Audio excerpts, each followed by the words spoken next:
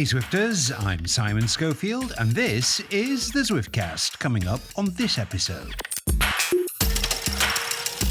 The fence, a system to defeat flyers, is being tested. We debate its merits. Should the interwebs tell people how to cheat on Zwift? And racing, what have we learned as the Kiss SuperLeague reaches its conclusion? So it's 2 against 1 this week, Shane, my friend. Nathan is in the UK, the land of strife and turmoil right now, and so am I. So that only leaves you beyond the borders of Madland, my friend. How's things? Good day, also.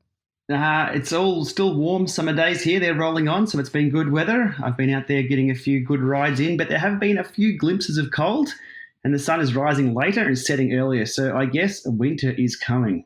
Yeah, upside down land over there, of course, because spring is springing here. And that's right where you are, Nathan, in London town. Welcome to the chaos that's currently the UK, by the way. But you're here to commentate on a thing, like a big, big thing. It's the British National E-Champs, and it's on big telly, proper telly, not just internet streaming nonsense. It is proper telly. BT Sport, which is a prominent satellite channel here.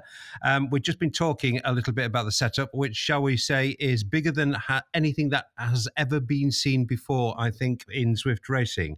So let's have a bit of behind-the-scenes gossip. Yo, dude, by the way. Hey, how's it going, guys?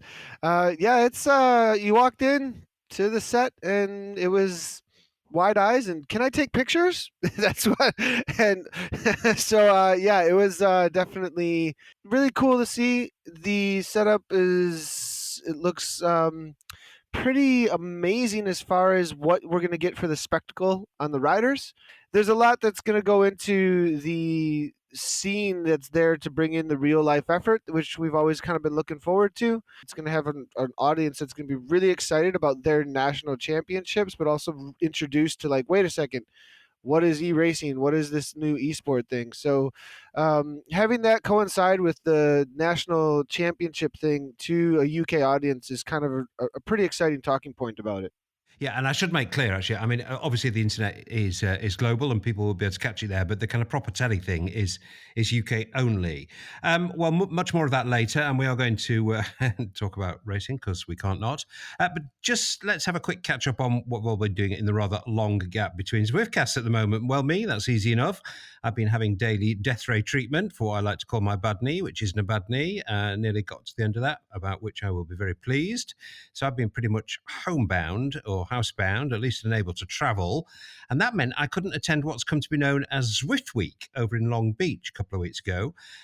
This is basically a company shindig where everyone who works for and is associated with Zwift gets together for a few days of information sharing, networking, collaboration, call it what you will, and also drinking and dancing, I understand. Lots of companies do these things, and now Zwift is all grown up. They do too.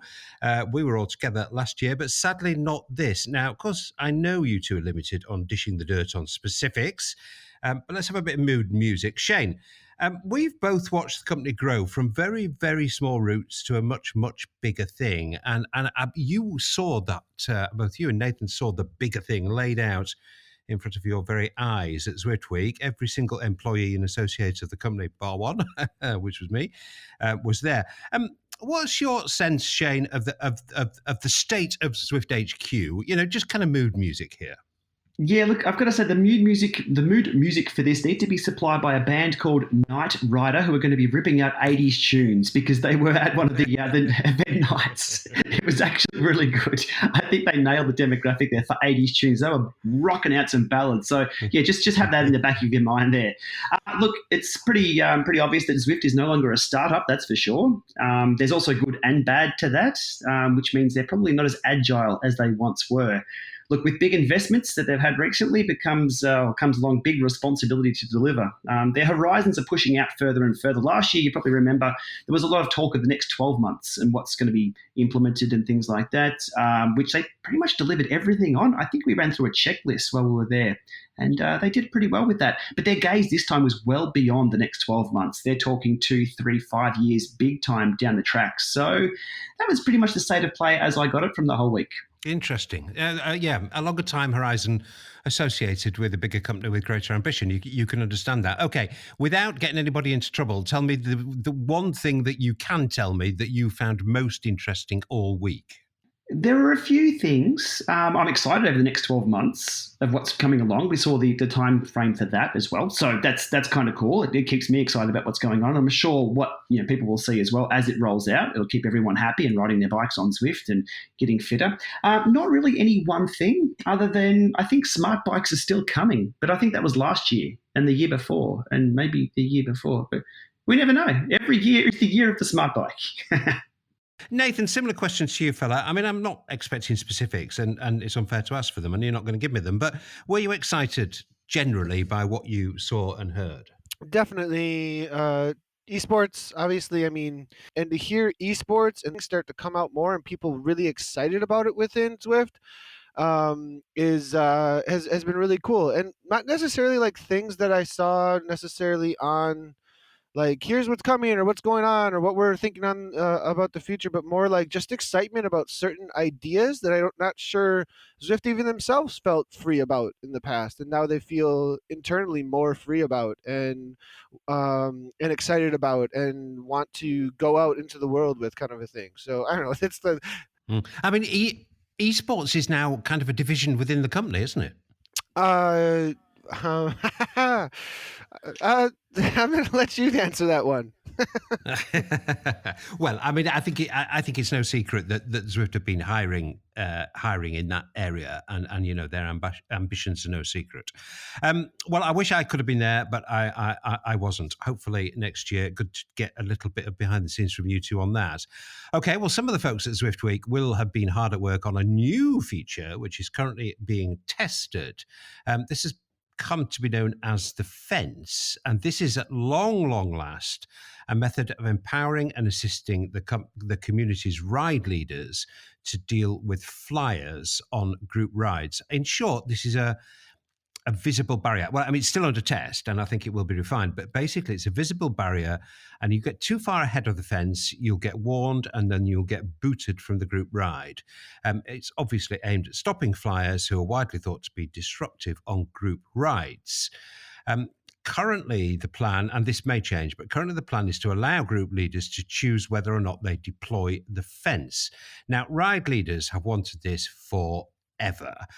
Let's hear from one of them. A very experienced ride leader on Zwift, Rich Lovelock. He's given lots and lots of his own time to leading group rides, and I thought it'd be just interesting to get his perspective.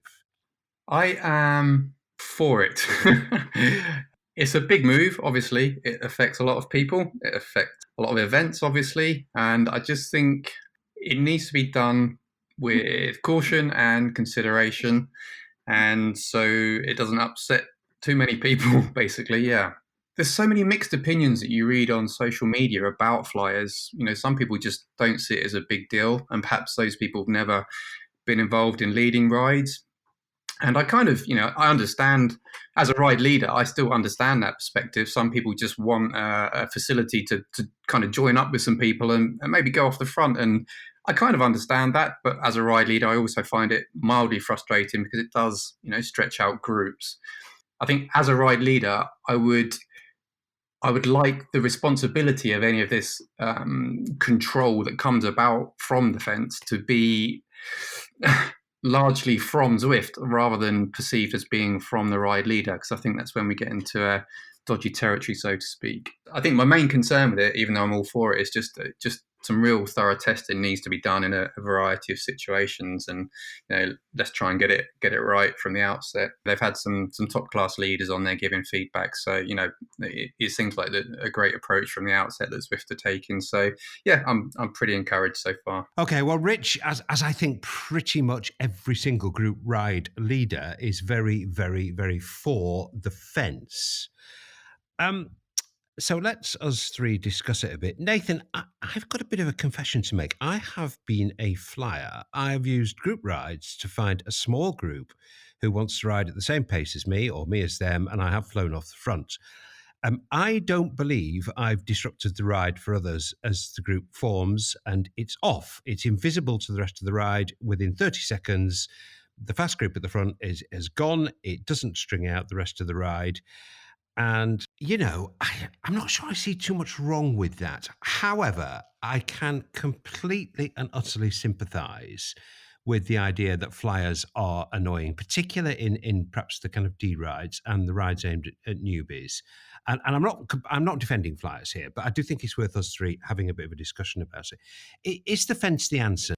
I think that with customizable tools, if we ever have customizable tools, which I think there kind of are already within Zwift with how you set up a ride, right? So like if you want to, if somebody's setting up an event with Zwift and they're a ride leader, or you have a race and you can ask them turn on power-ups, turn off power-ups, turn on the fence, turn off the fence. So for certain kinds of rides, like it isn't like all group rides do the same thing, right? Like, so some group rides like Innovation Run, they do a group ride that seems to have like a chill time, and then somebody says we're going to go and do this at this time, and people break away or whatever, and then it regroups. I mean, some of my favorite rides, we were talking about this at dinner last night, actually. One of my favorite rides was called the Gun Show, and it was like a top secret exclusive ride where it was like when we ring the bell, it's game on and you drop whoever the heck you can. But it wasn't a race at the same time. Like a race has a number and a finish line, and there's like kind of a regrouping at times. That's a different thing than a race. And so there needs to be spaces for all these things. But then I feel bad for the guy who or gal who shows up and it's like, I was expecting 2.5 and that's my threshold. And what the hell, I'm off the back. So, and that needs a space that is got the corralling. So I think the fence is an answer for rides that are really, really focused on we need to stay together and people are getting really mad.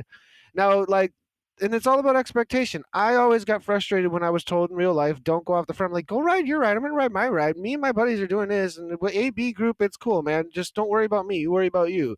But at the same time, if it's ruining somebody's day and what they needed out of the ride, especially if they're just getting into cycling, then there's a place for the fence for sure. So, yeah. Well, yeah. I mean, I think that's an interesting point you make there. Actually, is that the fence could actually just be one of the ingredients in the recipe of a group ride, and some group rides might advertise themselves as, "Hey, we don't have the fence, so if you want to fly off the front, you can." I mean, that's an interesting way of looking at it. I mean, Shane, I think this whole area is really interesting. The feature's been so long coming now. I've got a theory that the community has actually worked out how to cope without it. I mean, I've not been able to do many group rides recently. The ones I've done have been D rides. But it seems to me that the flyers problem is kind of almost self-resolved. I mean, I know ride leaders still find them infuriating, but do they really now ruin every single group ride? Yeah, they do. They still do for me. I've been known to rage quit group rides that are just plastered with, flyers slow down, flyers stop this, flyers don't do that. But well, that's a different. Yeah, no, that's a different matter, and it is one I wanted to raise actually. So let's raise it now, and that's nagging from ride leaders, some of which is necessary, but can also be annoying. So the fence would cure that, I guess. Yeah, look, this feature's been a long time coming. I thought we discussed this in single digit Zwiftcast episodes. There was a mention of a harness racing style sort of gate or barrier there. So I'm glad to see the movement here. But as already mentioned this episode, the position Zwift is in to roll out quick and changes and hope for the best, they're not there anymore. They've got to roll out things now and get it right, because with so many concurrent users now, they're changing the wheels on a moving train with every rollout and update. So they're going to have to be really careful. So what we're seeing is, I guess, Zwift not being so agile these days. But look, the feature itself, bring it on. And as I've mentioned, I've rage quit a few group rides because all you see is the text on screen right in that field of view. And about that text being in the field of view, didn't we want that moved as well? So interesting. But you're in favour. You are definitely in favour of the fence. You'd like to see it deployed on every single group ride. I'd like to see it as an option there, as a tool to use if it is a problem in group rides, for sure. Yes. I mean, that nagging thing can be annoying. I sympathise with group leaders, deeply, deeply, deeply. And I have nothing but good things to say about ride leaders, because it's their time that they give up. One thing, do you think it will be clear to people who do get booted that they've been booted by the game and not by the ride leaders? So take out that element of personalisation, which we all know on the internets can rapidly escalate. Shane, do you think it will be clear that it's the game that's doing the booting? Yeah, I hope so. It's all about the user experience and how it's delivered on screen with the correct message. If it says ride leader X is booting you out, get out, then that's going to be a bit of a problem. But it should say, and that should be wording around, you've been, you put the responsibility on the rider. You have been detected as riding beyond the group's, pace or beyond the group specifications. Here's what's going to happen. So put it on the onus on the rider themselves to change their activity or their actions, because that's what's causing it in the first place. So I think it can be done correctly and right, just, for the good of everyone. You've been booted by Zwift. You've been zooted, which we'll get into, which we'll talk about a bit more later, actually, which is language specific around Zwift.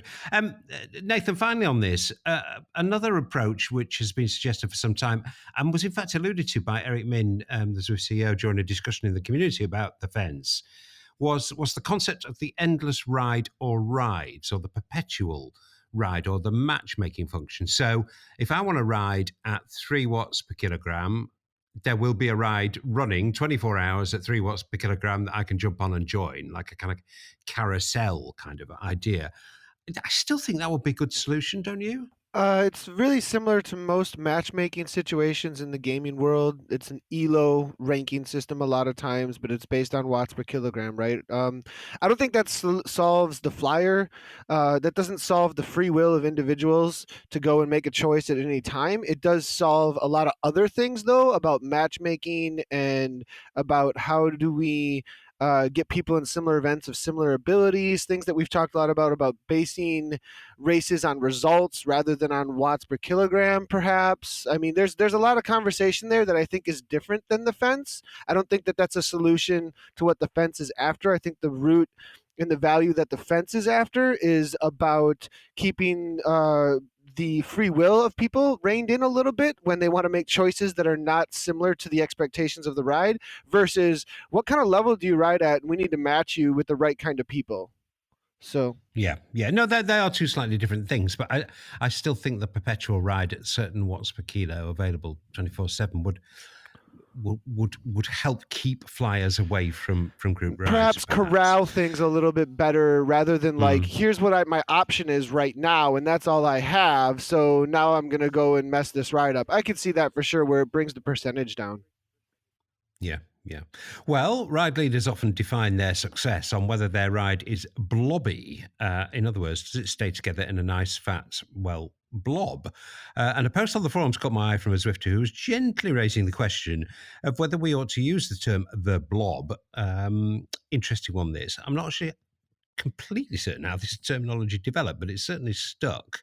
In fact, one loyal listener to the Zwiftcast did suggest it was actually an acronym for bicycles leading other bicycles, which is very clever, but I'm not sure how much truth there is in that. Zwift groups are not pelotons, they are blobs. The original poster thought it's a bit inappropriate because it wasn't a proper cycling term, but as another poster pointed out, neither ride-on nor rubber banding are cycling terms. So where do we stand on this important question, fellas? Shane, should we permit use of the blob, or should we go all purist and French and insist that groups of riders are termed peloton? I'm standing right by the use of the word peloton. I think we all own the word peloton. It's a global thing that everybody should be able to use anywhere they like. So I'm sticking with peloton. Blob itself sort of sits around the whole... I thought you might. Yeah, that sits around the drops thing. So when you get dropped from a ride, it's not good. Or if you drop your bike, it's not good. And we've got the drop shop. I don't really like that name. If I'm going to go for a ride, I don't want to feel like a blob. I want to feel fit and thin, and riding in a peloton, being a big virtual cyclist, or a fast virtual cyclist and things. And the blob doesn't sit well with me at all. It feels like donuts. So you would prefer a bit more of a purist approach to how we talk about Zwift. Is there not an argument that a little subculture is developing around the game, and therefore it should have its own characteristics, like its own particular bits of language? Yeah, I think it's always there. It's sort of losing a little bit now that there's so many people around. Like, everybody once knew we're all from Ohio, but now that joke sort of falls flat now about being from Ohio. Maybe, but I think what we've got is, we're just adding Z to the start of everything, because, when's that new feature coming out? Well, that'll be coming out soon. So I think we just stick with the Z side of things. Zune was funny, I have to say. Nathan, I suspect you might think slightly differently from Shane and perhaps me on this, that the game should develop its own culture, which might be expressed in language. I agree with that 100%. I'm not sure about Blob though. Like, it has been used in the community in a non-flattering term, I think, which was Shane's point. Yeah. Yeah, and I mean Pack or Peloton or something that has, I mean, if there's something that develops more within the community that isn't necessarily such a negative tone, then of course, like, there should be a, an adopting of that in the language. That's how language develops. Yeah, and of course there should be this culture around it, and we see it in a lot of different games where, like, suddenly there's a term that people use in the community, and it just becomes widespread within everybody who's online using it. Next thing I know, that's even how the developers are talking about it. So I mean, Bacon has kind of assumed that, Shane, in that's spread out from Australia. Bacon. Well, there's kind of lots of stuff around bacon. I don't fully understand it, actually. I mean, it's some kind of corruption of bacon, isn't it? Stick with the bacon, but then you get lots of bacon jokes and lots of jokes that annoy vegans. So, I mean, there's always scope for trouble around language, is there not? Yeah, for sure. Look, I guess the community pleases itself, though, and things turn into memes pretty quick and stick. But as I said, it's just the volume of people now on Zwift. The in-jokes are becoming not so in-jokes anymore with the language, but we shall see. We shall see where it goes.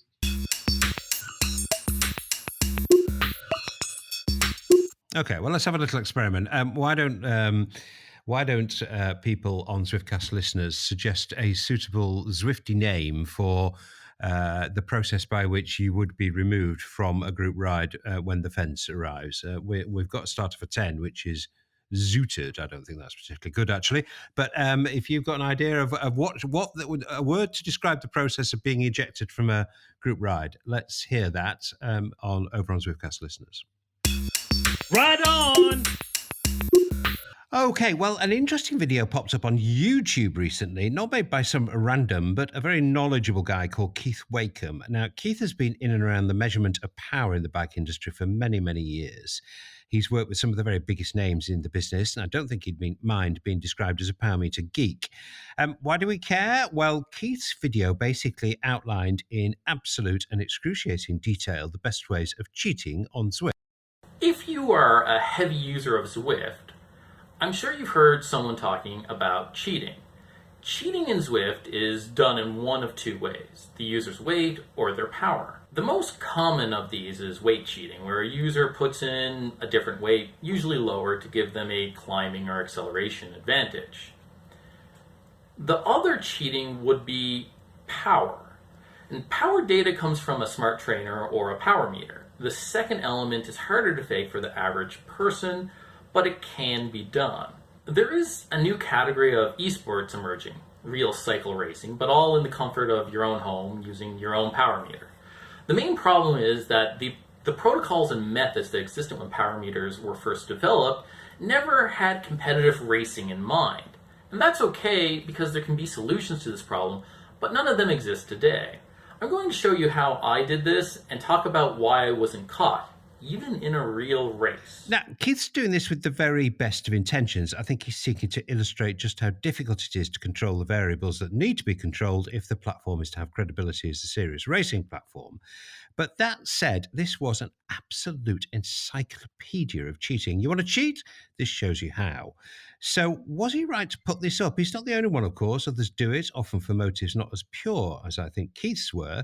Shane, cheats charter or sunlight is always the best disinfectant? It's kind of a bit like, here, kid, here's a box of matches, but don't light any fires. Yes. That's sort of how I saw this. Look, I come around the question of the content motive. Was it published with the intent of making things better? Or if not, it's just like burning someone's house down to show people how destructive fire can be, with the Zwift racing being the metaphorical house here. Look, I spent a lot of time with a lot of equipment trying my best to understand what works and what doesn't, and what's accurate and what's not. But the bigger picture for me, though, is that people can take from what I do and apply it to themselves any way they want across any software platform, inside, outside, etc. It's not just Zwift focused. Look, publishing a how to cheat on Zwift is going to result in clicks, views, and discussion, which is the formula for getting attention online. I just hope things move forward here. There's many ways to skin this cat, but look, it is what it is. We've been talking about this for ages. I don't think Keith designed this as clickbait. I mean, I don't think he's that kind of poster on social media, to be honest. I mean, if you watch the entire video, it's quite long. It's about 18 minutes, I think. He's at pains throughout to suggest that he's only doing this to illustrate some of the difficulties and perhaps propose some solutions, which he did do actually, on the very common ways of cheating in Zwift. So, Nathan, same question to you really. Should this be out there? Will it just simply act as a cheats charter? Or should somebody who's respected and has done detailed work publish that work as a subject for discussion? I mean, the fact is, these days, you can't stop this kind of stuff getting out there, can you? No, you can't, and I think it's great actually. It does. I did just take a quick look at the video. I saw this pop up in my feeds. There's a lot of Zwift cheating videos out there actually, so I skimmed by and thought it was just another like quick little. I don't like Zwift because it's impossible to do these things. The rant video. Yeah, it'll never work, and then we were having this conversation last night about. Me and some other gamers in the company we're like, hey, this has been around forever in every other game, and we have always had LAN competitions for our major events. CSGO, actually it was one of our presenters at the BT thing comes from esports, one of the other presenters, and was like, yeah, we just take care of it by doing LAN events, and there's anti-cheat stuff, and there's things that are in place. And I'm skimming through the video, and he actually goes into some of the solutions. It looks like that the gaming industry. To be fair to him, he does. Yeah. The gaming industry is on this. It isn't like they haven't seen this before, and there are solutions at the same time. There's cheaters caught every day in Apex Legends right now. Shroud, or the top Twitch streamers right now, you could log in and you'll see that they're sometimes running into hackers. They're sometimes running into cheaters. They recognize it. They call it out. They report the person. The person gets banned. They get a notification saying, thank you so much. We're not going to tell you who it was, but thank you for reporting because we did ban someone. So, that's the game. I mean, this is an old argument we've had countless times. That's the game banning somebody, and as we know, Zwift have been very reluctant to do that, and there's no sign at all that policy is going to change. Well. Are you saying maybe it will? Well, there are verifications around national championships, I think, that are taking place, right? Yeah. So I don't know if you'd use the word ban, but I would also say that we had broadcasts that had individuals crossing lines first, and those are out there to see. And I'm not sure that all those individuals will be awarded national championships. We're going to discuss this later on in the podcast. Actually, I guess the point I'm trying to get at here is, is this kind of complete freedom of expression, which could translate into a cheats charter? Is this a good and healthy thing around this game in particular, but video gaming in general? I suppose I think it is, isn't it, Nathan? I mean, definitely. It's all over the place in other games too, and it only pushes the platform as well as everybody to get out there and do something about it to create solutions. And there are lots of solutions out there being created around all games with this. And I think it is possible to at least get some good integrity amongst the community with racing, and as well as events and stuff like that with the right things in place. Yeah. Okay, well, that leads us into racing, and apologies to listeners who are not interested in racing, but it's such a vibrant area. As I think I said on the last podcast, it's where all the innovation and action is, and where a lot of the attention is, and where a good deal of the new investment money is being directed. So we need to cover it, and there are always things to talk about, and this week is no exception at all. Mainly because as we record on a Wednesday morning, tonight GMT is the final race in the men's KSL series. So a good point, I think, to just take stock a bit, and particularly, Nathan, with you being here for this huge event, which will be, if you're listening to the podcast on the day of publication, which will be Thursday, that is today, the British National E-Championships, the first ever bike race, with full endorsement from a regulating body. I don't think the Australian one quite qualified. Shane, you correct me if I'm wrong during the discussion, but British Cycling are fully behind this British National E-Championship. So it's a big deal. So good time to think about what we may have learned from the Kiss League. So let's start nice and simple with a binary choice aimed at answering a very complex question. We're extremely good at that here in the UK. Nathan, KSL, hit or miss? You wanted a very strong dichotomy there, like you said, but I'll say hit. Yeah, I think I agree with you. Shane? I'll go with miss, because at 5 a.m. I can't get up and watch that things that early. But for more detailed reasons, though, I've got a lot more to say. Yeah, and let's get into a bit of that detail now then. What do we think we've learned?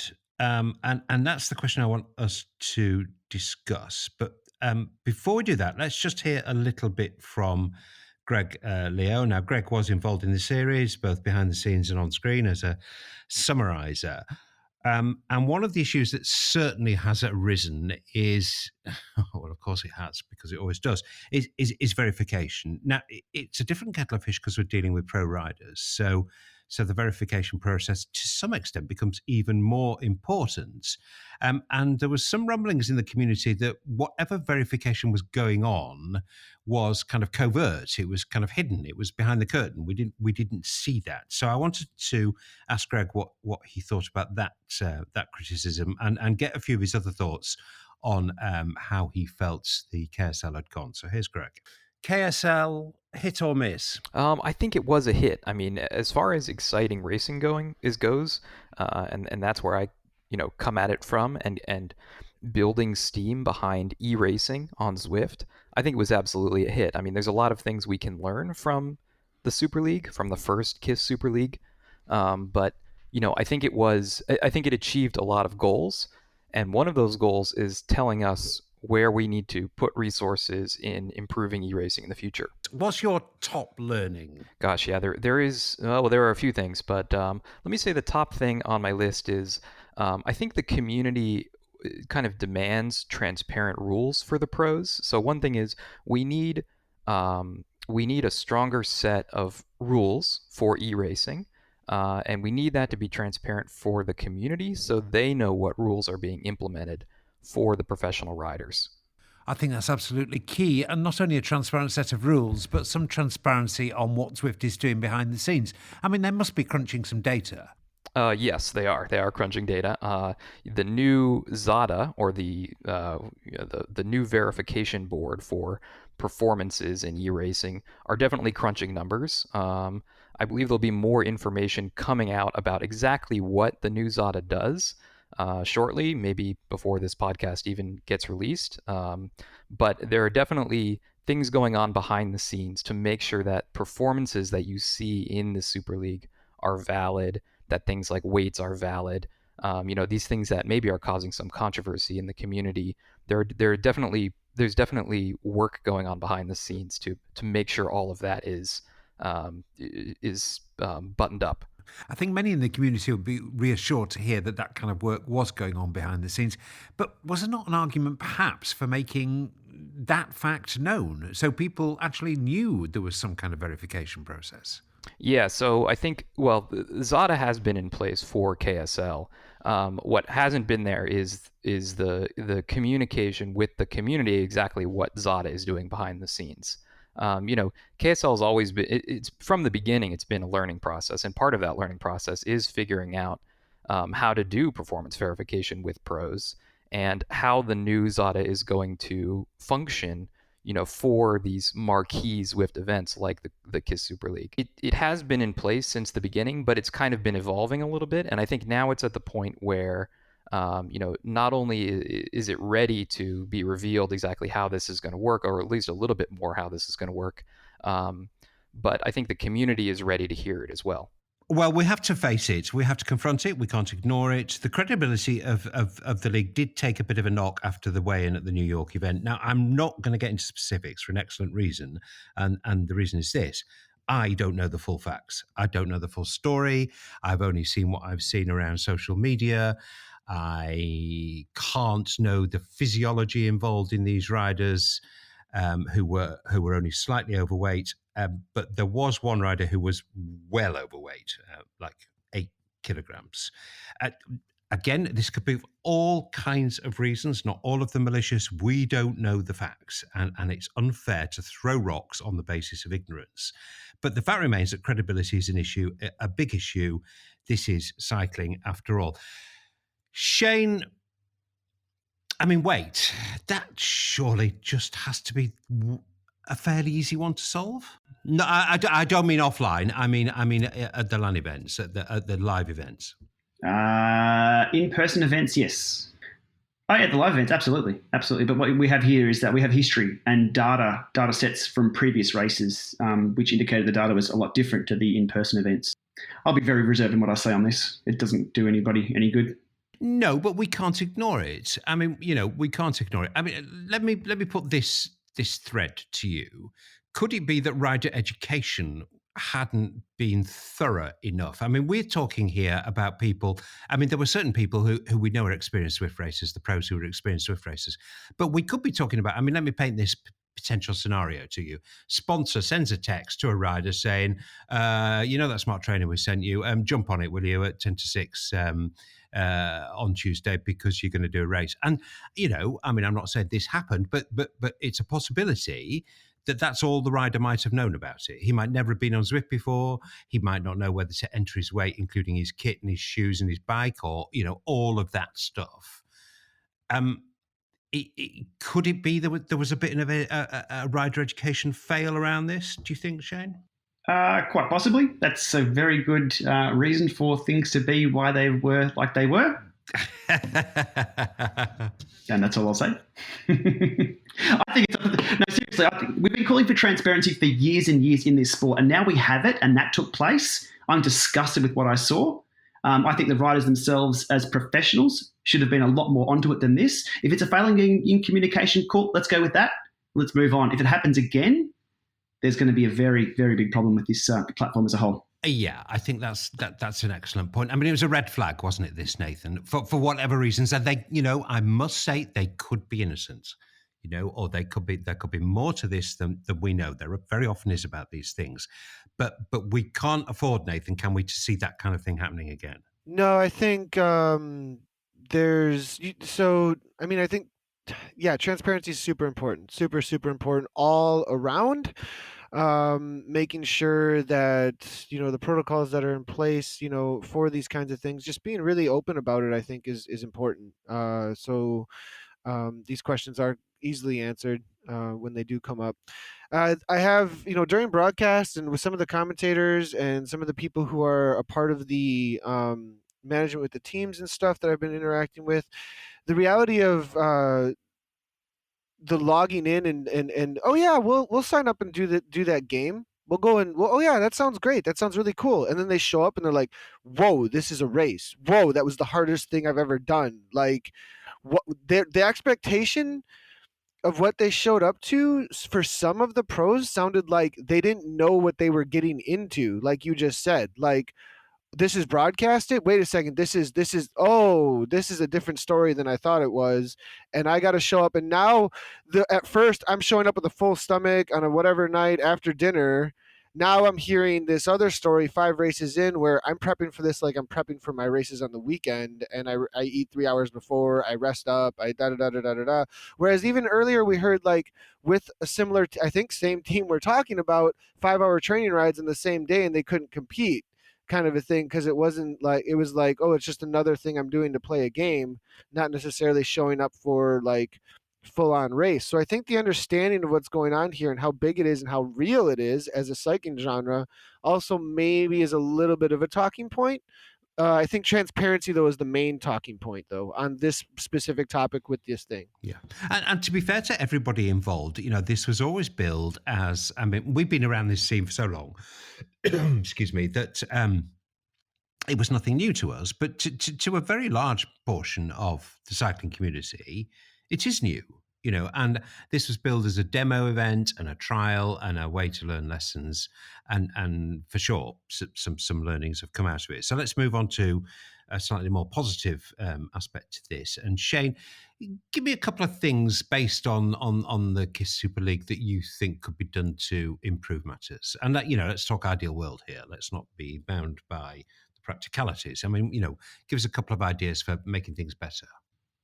Well, first of all, we've seen this echo through the community, the viewers, everybody online watching these, is the broadcast tools, camera angles, rider data being presented in a digestible and understandable format, well beyond what we know as Zwifters. We know what watts per kilo is all about. We know what the watt numbers are, but what does that mean in regards to how the event is unfolding? So presenting that data in a little bit more broadcastable way or a digestible way for the average viewer.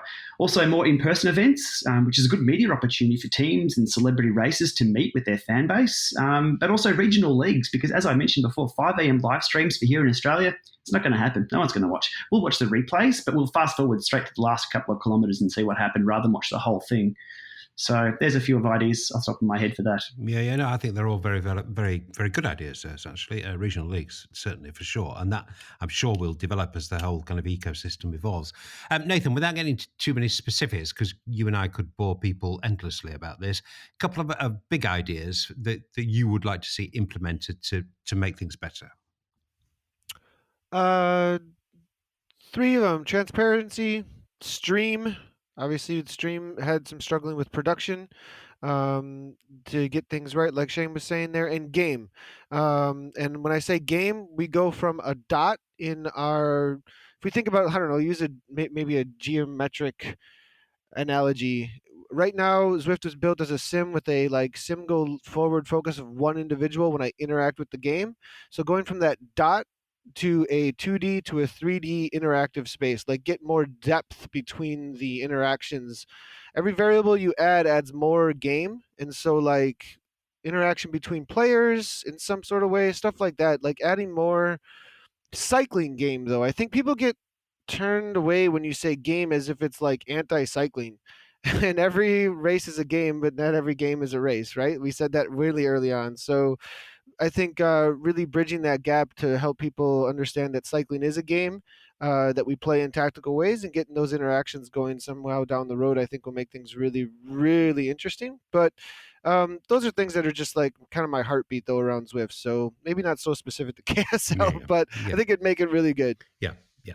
Okay. Well, just before we leave this, I mean, tonight, I'm sorry for people around the world, but because this is kind of largely a British thing, but strategically for Zwift, because of the partnership with British Cycling, and because of the scale of the production, tonight is, could end up being a huge, huge landmark in the development of esports on Zwift. And Nathan, you're at the centre of it, my friend. So you're amongst pals here. You can speak openly.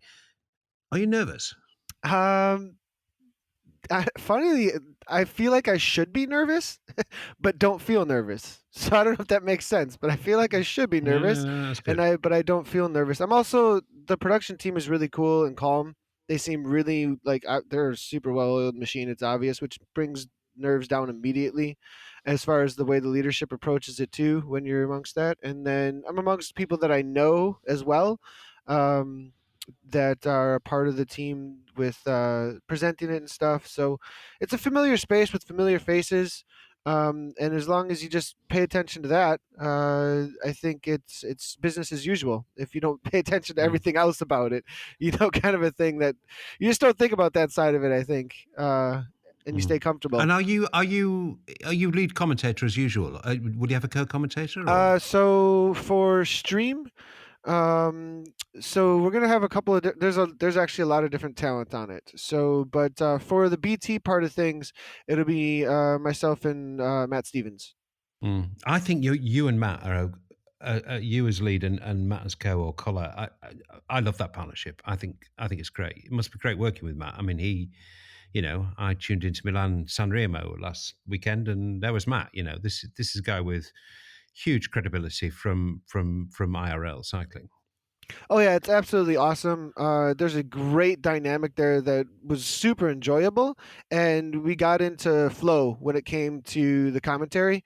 When you have a situation where the cogs fit and the wheels start turning, and it just kind of happens naturally, that's the artistic side of commentary, it seems like, and we were really able to have a lot of fun with it. And when you can have fun with it and put on a good show, that's kind of what it's all about. And then the viewers feel that too. So I'm really excited to work with Matt.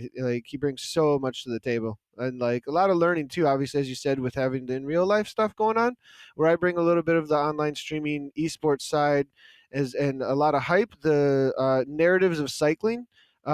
He brings a lot of body to that, which is really cool. Well, good luck, my friend. I'll be rooting for you. Break a leg, as they say. I wish I was involved, but I'm not, because I can't travel at the moment at all. I've got to go and get this daily thing, which is becoming somewhat tedious, to say the least. Anyway, enough on that. All right, well, and that's kind of the reason why the Zwiftcast gaps have been very long recently, and I do hope that that is going to come to an end very, very soon. So kind of apologies to listeners for the relative lack of service this indoor season. I wish it had been another way. Okay, let's wrap up on this one, and let's finish off with any other business. I mean, since we last spoke, it seems like there's been another 3 or 4 or 5, I kind of lost count actually, virtual cycling platforms have been released. Road Grand Tours is due out beta. There's some crazy arcade thing, which I took one look at and instantly dismissed. I have no idea what that was. CVR gave us mushrooms. And then Veloton appear to have licensed the graphics of Pro Cycling Manager and seem to be putting a virtual cycling game engine behind it. Now, this one actually is interesting because it's a clever idea. I mean, they're still, many years and millions of dollars away from making any serious kind of dent in Zwift as any kind of effective rival, I feel. But the idea itself is quite cute. I mean, all the graphics work is done, and if they can get the physics right and the game engine right, you could kind of see how those two things would work together quite well. Unlike the other, Shane, I think this looks as though it could be a bit of a contender. It'll never... I honestly don't think it'll challenge Zwift. I'm not sure anybody can now. They're too far ahead. But somebody's got to be number 2. Do you think this one stands a chance? No.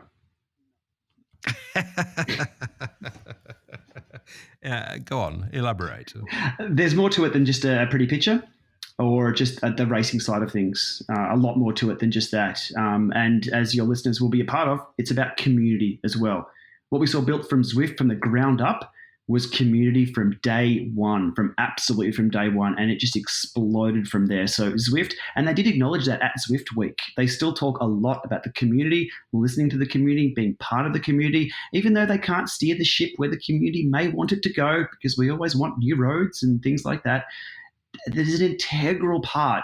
So no one is going to hit the ground running at all ever from day one. Even from year one, they won't even come close. It can look pretty, people can try, but good luck. It's a big task ahead to even get to number 2. Yeah, it is. It is. But that aside, Nathan, this is quite a cute idea, isn't it? I mean, I don't know the technicalities. I've never been a big gamer, so I don't kind of fully understand it. But to me, it looks, like I say, as quite a cute idea. There's this huge thing that's already there, and all you've got to do is kind of gamify it and put some physics in it. Yes and no, because it's not a AAA game, right? So like I see Zwift going toward being a AAA game in the space of gaming and define your terms, my friend. Well, for people who don't know what the significance of AAA. Like so major like worldwide known games that have a huge production company behind them that produce them, right? Like, I guess Grand Theft Auto, not one that I'm not into Grand Theft Auto, but Fortnite would be one made by Epic. So Epic, it produces AAA games. Ubisoft produces AAA games. Like Blizzard produces AAA games, right? So they're huge in the gaming world, and they have a long development behind these games. I see Zwift going there. Pro Cycling Manager is definitely nowhere near from what I see.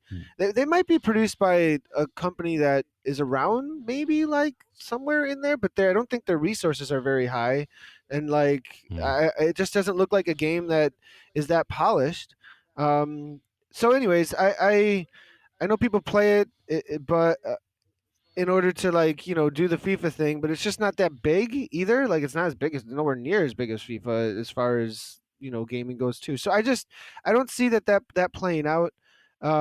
Perhaps to be a huge contender because I'm not just that impressed by what they picked up to go with, and you can't just like grab something and run with it like that. I don't know. We'll see what happens though. I mean, maybe I'm making a lot of assumptions. Well, yeah. So. Yeah, no, maybe you're right. Maybe it's too easy. Maybe I've been seduced by the relative ease of combining the two things with all that kind of all the hard yards on the graphics kind of already done. But maybe it's not quite that simple. Okay, well, as ever, we'll be watching with interest. Shane, what's on the video production line at the moment, fella? What's the next thing that's going to rock our world from Shane Miller Studios? Well, after returning from the US, I had a pile of things here at the door. So I have, I think, 3 smart trainers, 4 power meters, and just never enough time in the day to do so many llama lab tests. So just more of that. Had a look at a power meter out of China the other day, sub $300 US power meter, which was quite impressive. I've got one now halfway through testing, which is almost double that, which is almost half as impressive. So not impressive at all. So just really keeping on the same old, and also now producing a podcast with DC Rainmaker talking about our daily struggles and our daily notices of what's going on in the tech space. What pops I heard up. that. I listened to the first 2 episodes. I was pretty impressed, actually. I thought that was it. Yeah, look, we've been talking about it for nice. ages and ages. So we're on phone calls to each other quite often as well because we're both usually testing the same sort of thing, or it's like, Ray, have you seen this? Have you done this? And we've hung out quite a bit, so we know how each other works. So we thought, look, let's just record our conversations and put a bit of structure around it and just hit upload. Look, it's not as polished as the Zwiftcast. I'll give it that. The Zwiftcast is done very, very well. But it's just content that we can just do quite quickly, get it up there and just share about what we're doing. So just more of those on the weekly. Yeah. Well, I urge people to give it a listen. It's well worth it. It's a good listen, that one. Nathan, I guess all of your attention is focused on London and the E-Championships right at the minute. I guess there's not a lot of headspace to think about much else. Yeah, I mean KSL tonight with the men. I mean we got that's a big deal too, as well. And then so we're gonna go set up for that. Kind of nice to get into the flow while here of commentating too after the women's and then the men's tonight. Get familiar with some of the riders. It sounds like Madison Jennings will be on site tonight, and then tomorrow's all day prep rehearsals and stuff like that. So that'll be cool. Yeah. Well, you picked an interesting week to come to the UK, mate. Let me tell you, historic, unprecedented, shambolic, chaotic, all of those. I treat your guys' politics the same way I treat mine. I pay zero attention, pretty much, and just do my own thing.